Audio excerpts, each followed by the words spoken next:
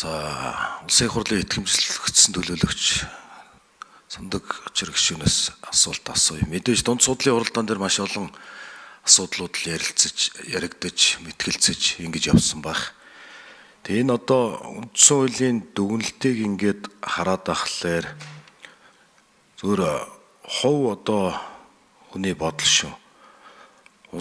Үндсэн эрхийг хүний үндсэн эрхийг ер нь зөрчиж байгаа юм шиг ийм дүгнэлт гарцсан харагддаг.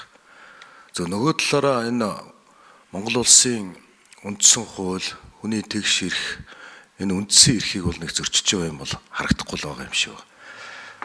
Яагаад тэгж ийм ихлээр одоо нэр дэвшиж байгаа бие даан нэр дэвшиж байгаа хүн хэрвээ энэ үндсэн хуулийн цэцгийн дүгнэлтийг улсын их хурл хүлээгээд авчих юм бол цаашдаа сонгуулийн одоо хуулинд маш олон энэтэй төстэй зүйл залтууд байгаа шүү дээ. Жишээ нь одоо Монгол улсын ерөнхийлөгч 50 наснаас дээш, улсын их хурлын гишүүн 25 наснаас дээш байх ёстой гэдэг. Тэгэд энэ одоо зүйл залтууд чинь бас хөндөгдөөд ирэх юм уу цаашдаа? Энэ асуудлууд бас дунд судлалын хуралдаан дээр бас яригдсан уу? Тэгэхээр энэ бас нэлээд бас бид нар анхаарч үзэж авч хариуцлагатайгаар одоо энэ банкны орон дээрээч яриад улсын их хуралд одоо оруулахгүй асуудлаар нь ярилцаад явахгүй бол энээс хөврөөд явдаг үр дагаврууд нь тэгээ сүүлдээ сонгуулаач хийж чадахгүй нэг одоо хэн дуртай нэр дэвшчихэд ийм л одоо асуудал үүсэх үедээ гэж нэгдүгээр санаа зовчих. Тэгэхээр ийм асуудлууд дунд судлалын хуралдаан дээр яригдсан уу? Ер нь тэгээд улсын их хурлын гишүүн гэдэг бол мэдээж ард түмний төлөөлөл. Тэр төлөөллөө сонгогдох байгаа бие дааж нэр дэвшиж байгаа нөхөр ямар нэгэн байдлаар одоо тэр төлөөллөө хэрэгжүүлэх байгаа тэр одоо төлөөллийн одоо иргэдээсээ гэдэг юм уу сонгогчдоосоо гэдэг юм уу тодорхой хэмжээнд одоо хариуцлага ёс зүйтэй итгэл үнэмшлийг одоо авч ингэж л одоо оролцох ёстой юм шиг санагдаад байгаамаа. За яг нь ер нь бол Батмонголын гишүүнээс асууж асуул цэцгийн дунд судлалын уралдаан дээр нэг яригдаагүй. Яг зөвхөн тэр 801 одоо сонгогчийн гарын үсэг зурагтай холбоотой асуудлууд яригдсан. Зөвхөн их хурл цэцгийн дүгнэлтийг хүлээж авлаа гэхэд энэ одоо 801-ээс доошгүй гарын үсэг цуглуулах асуудал бүр ингээд огт байхгүй болж байгаа асуудал биш шүү. Ер нь бол цэц юу гэж үзсэн гэвэл ер нь сонгогчдын тойргийн сонгогчдын тоотой харьцуулахад өндөр байна. Тавьж байгаа шалгуур нь босгоно. Нэгт улс төрийн намаас нэр дэвшиж байгаа нэр дэвшигчтэй харьцуулсан тэр одоо харьцаа шалгуур нь бас одоо тэгш эрхийн зарчмыг алдагдуулсан байна гэж үзэж байгаа. Одоо сонгуульд орсоход улс төрийн намаас нэр дэвшиж байгаа нэр дэвшигч бол ямар нэг одоо гарын үсэг цуглуулах асуудал байхгүй. Мэдээж улс төрийн нам бол тодорхой шалгуур шаардлагыг хангасан байх ёстой, холбогдох материалаа сонгуулийн ороонд бүрдүүлдэг.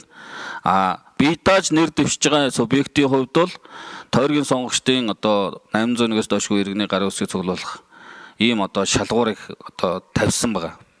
Энэ нь өөрөө улс төрийн нам болоод одоо нэр дэвшиж байгаа бие даа нэр дэвшиж байгаа субъект хоёрын хооронд адилхан одоо ийм шаардлага шалгуурыг тавьж байгаа нь зөв улс төрийн нам бол бүртгүүлэгтээ үндсэн дээчүүд бүртгүүлэгтээ 801-ээс доошгүй иргэний гарын үсэг цуглуулсан байдаг. Гэтэл бие даа нэр дэвшигч бол тухайн тойргийн сонгогчдын одоо 801 гарын үсэг цуглуулж гин гэдэг бол сонгуулийн одоо сурталчилгаа ихснээс хойш 45 хоногийн дотор 801 хүний гарын үсгийг цуглуулна гэдэг бол бас одоо өндөр босго байна.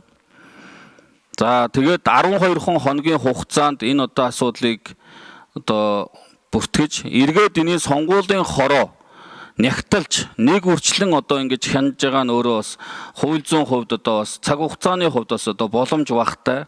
Энэ нь өөрөө одоо хүн бүр хуулийн одоо тэгш байна гэдэг энэ одоо зарчмыг алдагдуулж байна гэж бас цэц одоо үздсэн байлээ. Тийм учраас бид нар одоо хэрвээ их хурл энийг хүлээж авлаа гэж үзэхэд цаашдаа энэ нягталж байгаа 801-ээс доошгүй иргэний гарын үсгийг цуглуулсныг нягталж шалгаж үзэж байгаа сонгуулийн хороо цаашдаа энэ одоо хугацаанд хүн болгоныг 801-ийг хянах боломжгүй учраас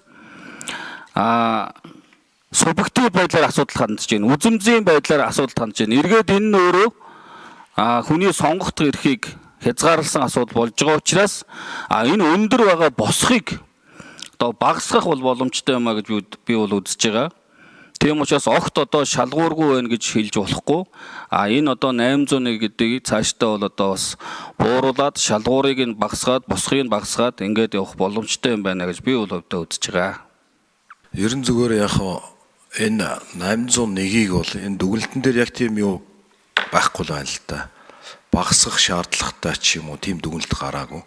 Ерөн зүгээр энэ гомдол гаргагчийн гаргасан гомдлыг хүлээж аваад үндэслэлтэй юм байна гэж ингээ гарцсан харагдаж байгаа. Гэтэ нөгөө талаараа Сандаг Очир гишүүн ч гэсэн бас улс төрийн намын төлөөлөл болж улсын хурлд сонгогдоод явж байгаа.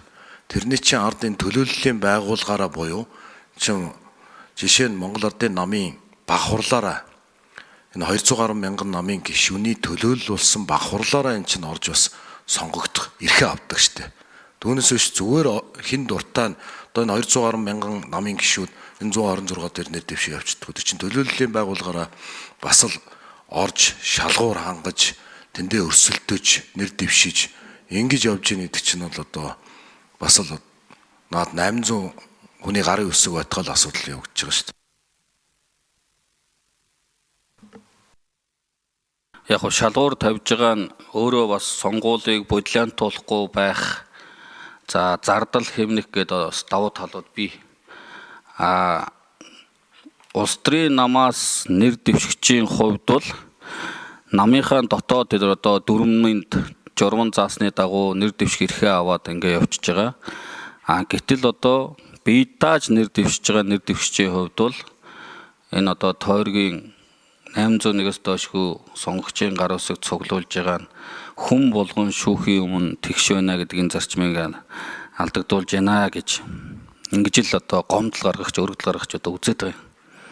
Тийм учраас би хэлсэн цаашдаа бол бас үндсөлийн цэцэг хүлээж авлаа гэхэд бие даа нэр дэвшигч нарт ямар ч шалгуургүй нэр дэвших болцоо боломж үүснэ гэж ингэж ойлгож болохгүй.